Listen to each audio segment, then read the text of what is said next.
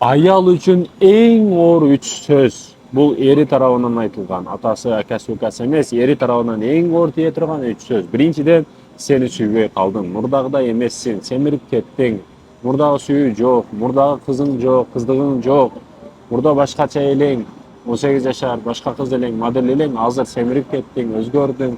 Азыр шапталы какы болуп калдың. Өрүктүн кургатылган сорту болуп калдым. Бешиңиз аял үчүн эң оор тиет мекендешим. Ал өмүрүн берди, жашоосун берди, бүгүн сизден эмне алды? Ошол жаман сөздөрүңдөн башка. Ал эми экинчиден, сен мага керек эмессиң дешиңиз. Сен мага керек эмессиң. Өзүн көчөдөгү бирөөдөй сезип калат мекендешим. Көчөгө чыгып кетсе анан кайра издеп калышыңыз болуп турду мүмкүн. Сен керек эмессиң дебеңиз, өзүн бааланбагандай сезет, жалгыз сезет. Сезимдери менен жалгыз калганын ошол учурда аял өзү сезип калат да. Мындан өткөн жаманы жок. Аялды өзүнүн сезимдери менен өзүн жалгыз калтырып коесуз да, качан сиз сен мага керек эмессиң десеңиз. Ал эми үчүнчүдөн, семирип кетипсиң дешиңиз. Аялдарга катуу тиет, семирип кетипсиң. Эмне үчүн семирди? Сизди балаңызды төрөймүн деп, сиздин солуңузду караймын деп, сизге жакшынакай тамактарды кыламын деп семирди. Анан семирсе бул айып эмес. Сине диета кармаса арыктайт. Сиздин сөзүңүзчү түбөлүк жүрөгүндө калып кетиши мүмкүн. Ошондуктан бул сөздөрдү ойлонуп айтайлы мекендештерим, эркектер аялдарга. Арык аял уулуу же оорулуу болот деген сөз бар. Бул туура эмес. Кээ бир арык аялдарды карап туруп, тили захар, пыты секундасына миллион сөз сүйлөйт, түшүнбөй каласың кээде деп айтышат. Анын оорулуу болот дейт. Жок, туура эмес. Туура эмес. Семиз эркектер оорулуу, анан сасык болот дешет. Жок, андай дагы эмес. Айтайын дегеним, макалла каттарды иреттештирбей, карап, өзүнө карап туруп, керектүү жерде, керектүү учурда колдонгон адамдар бар да. Жок, андай эмес. Андай болбош керек. Сиздин эрежеңизге эч бир макал иштебеш керек да негизи. Бир адамдын карап туруп сөздөр, макалдар, ракаптар, санжыралар ага карап уланбайт. Айтайын дегеним, эмне? Ар кимдин өзүнөн. Кээ бир толук адамдар бар, денсаулыгы сонун. Кээ бир арык адамдар бар, ар дайым оорулуу. Разный. Элдер ар түрдүү. Эркектин акчасы көбөйсө, семьямды жакшыраак караймын, башка нерселерден алыстатамын, жамандыктардан алыстатамын, жакшы чөйрөнү түзүп берем, балама, кызыма школа, шадик бардыгын жайында кыламын. Аялыма жакшынакай унаа алып беремин. Дагы көбөйсө экинчи аял аламын деп жакшы ниеттерди кылат да. Ал эми аялда акча көбөйүп кетсечи, ал турмушка дагы чыкпай коет. Болду, мен реалмын, мен өзүммүн,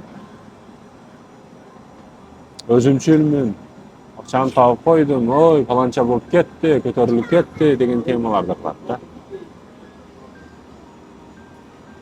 Бирок эртең ошо жеп аткан ширин таттуу күндөр баягы башка жагынан чыгышын билбейт.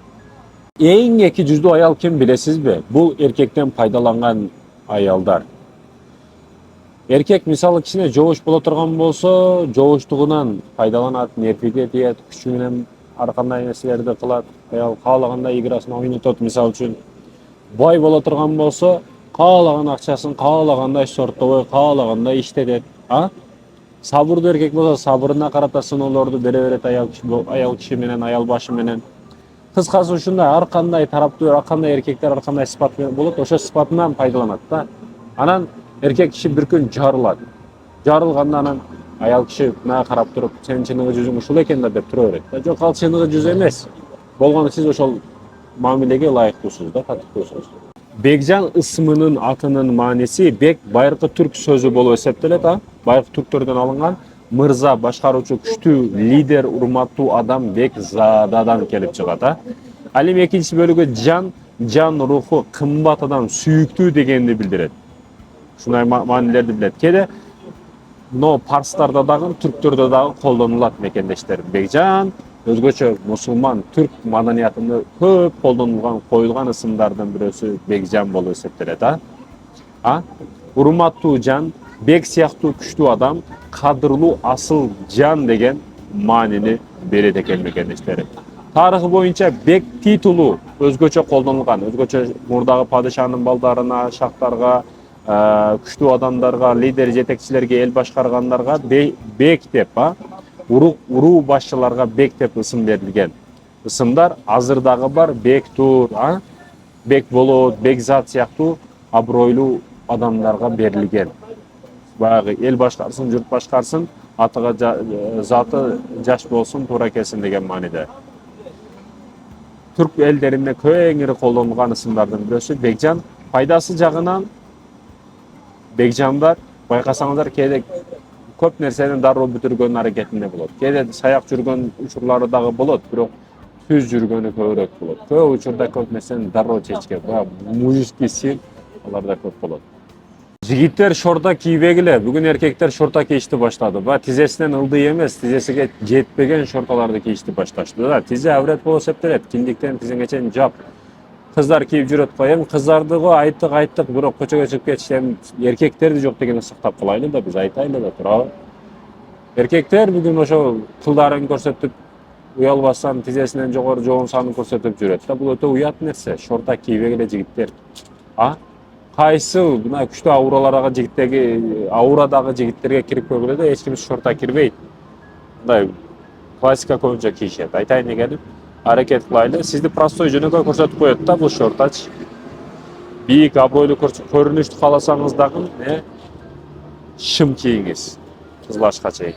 10 жаш, 15 жаш кичинекей кызга үйлөнгөн бойдоктор, силер өтө көп энергиялуу, өтө көп кызыктуу болушуңар керек.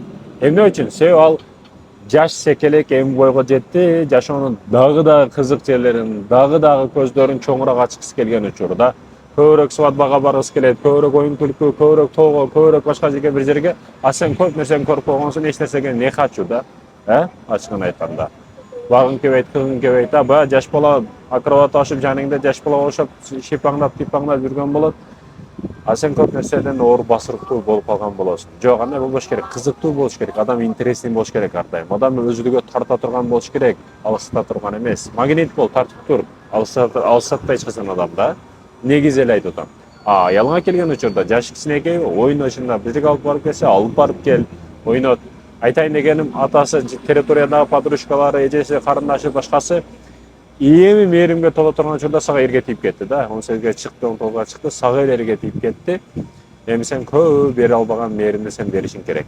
Жигиттер, неге кайгырасыңар? Силерди ham bir күн бир арта лөлү сүйүп калат. Эч кайгырбагыла, сүйгөнүм жок, аным жок, мунум жок деп, доставкада велосипедим жок деп, Bir күн беремин десе ишенсеңер, ишене бергиле. Акчаны чогулта албай каласыңар. Чогултканга зеригип каласыңар. Бардыгы болот стабильно. Силер акчаңар ушунчалык көптүгүдөн ошо акчаларды жыйнап келгенге зеригип каласыңар. Ошондой учурда өңтөңгө мындай сагаңда $500,000 жок дегенде жөн эле чыгат. Бир эле жөн эле чай ичип коюшуң 10 000, 15 000 бир күндө. Ошол учурда келесиң. Нени айткым керек? Азыр кыйынчылыктын сепараторунан өтүшүң керек да. Эт болуп кетпешиң керек, ошол жерден чыгышың керек. Шүгүрчүлүк менен, ыраазычылык менен. Анан берет жараткан.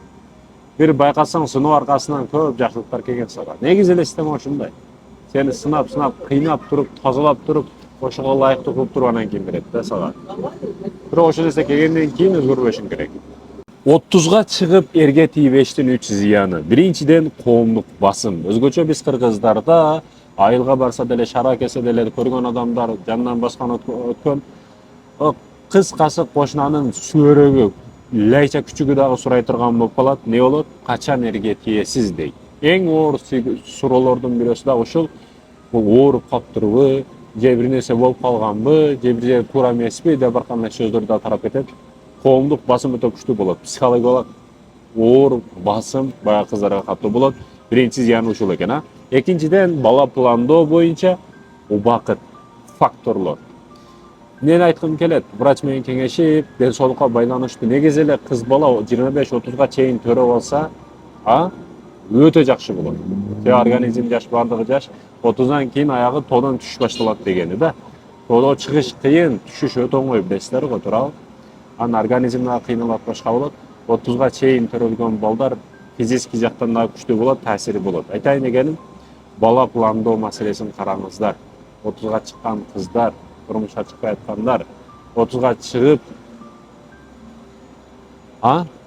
ойлонуш керек адам. Üçüncü mesele önöktöş tabu dinamikası.